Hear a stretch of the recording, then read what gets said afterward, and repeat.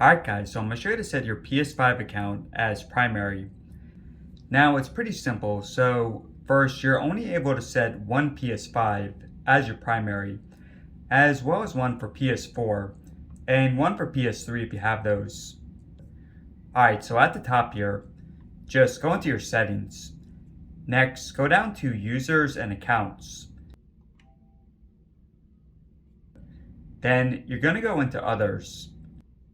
And you'll see the first option is console sharing and offline play.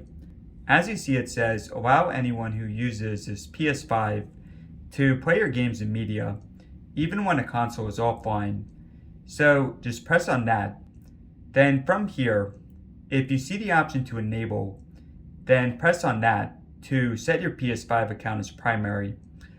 You see here for mine, the options are don't disable and disable, which means mine is already enabled, so I'm set.